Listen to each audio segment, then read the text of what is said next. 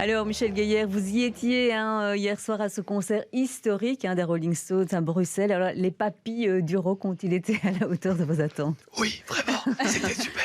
Non, franchement, ils ont été au top. Ils ont été à la hauteur du groupe de légende qu'ils sont.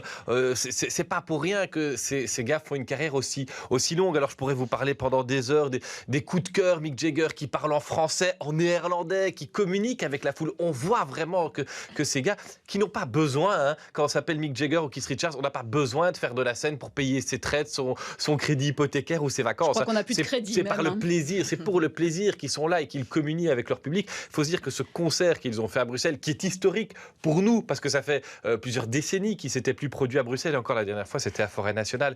Mais pour eux c'est une routine de remplir des stades. Ils peuvent aller en Asie, en Amérique, en Afrique, n'importe où.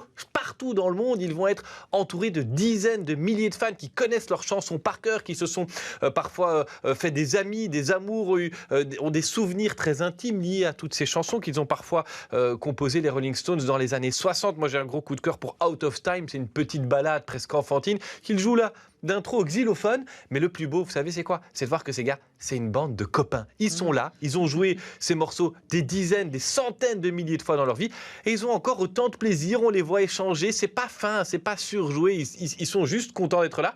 Et ça, c'est une vraie communion avec le public. On l'a vu. Alors, il y a eu Miss You, il y a eu Start Me Up, il y a eu Give Me Shelter, il y a eu Sympathy for the Devil à la fin. On peut faire la fine bouche et dire qu'on aurait voulu un rappel plus long, qu'on aurait aimé que telle intro soit moins bâclée, que tel morceau soit joué un peu autrement. Mais en fait, il y avait l'essence de ce qui fait un groupe comme les Stones, c'est-à-dire du rock, de la pop, des morceaux qu'on connaît par cœur avec lesquels on a grandi, et un concert qui était extra sans être too much. Alors oui, évidemment, il y a 5 écrans géants, évidemment, il y a 50 000 personnes, évidemment, il y a une avancée. Mais enfin voilà, ça reste quand même un concert qu'on aurait presque pu voir dans une toute petite salle comme la Baie, qu'on apprécie, où on a l'impression de pouvoir les toucher, sauf que voilà, il faut partager le plaisir, on était beaucoup. Alors Michel, donc c'est vrai, pour la petite histoire, disons-le, ça fait quand même des semaines, voire des mois qu'on parle de ce concert au sein de la rédaction. Oui, alors je salue et je remercie d'ailleurs notre collègue et ami Thomas Dufresne. C'est grâce à lui que moi j'ai pu y aller, parce que c'est lui le fan. Vous savez, c'est comme un peu, en football, il y a les supporters de l'Union et d'Anderlecht, il y a les supporters du Standard et du Club de Bruges.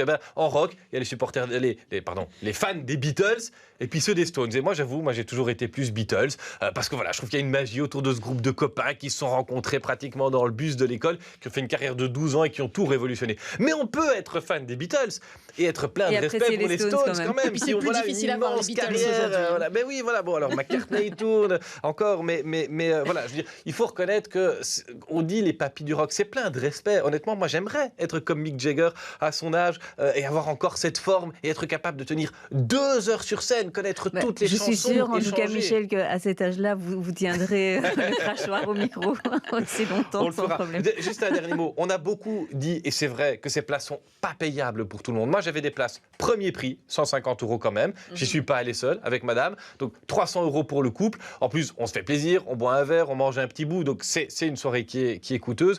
Mais voilà, moi, ma motivation, c'était de voir un groupe comme il n'y en aura plus. Parce que j'adore Angèle, j'adore Stromae. Mais je suis pas certain que dans 50 ans, ils rempliront encore des stades partout dans le monde avec une musique qui sera en train de disparaître. Parce que le rock disparaît peu à peu. Mais tant qu'il y a des groupes comme les Stones, ça vaut la peine. Et franchement, même les places premier prix, on en a eu pour notre argent. On a dormi, on s'est réveillé avec les chansons des Stones et ça va encore durer un petit moment. Voilà, je crois que tous ceux qui n'y étaient pas ne peuvent que regretter. Oui, là maintenant c'est bon. Et puis, non Michel, le rock'n'roll ne meurt pas. C'est pas possible.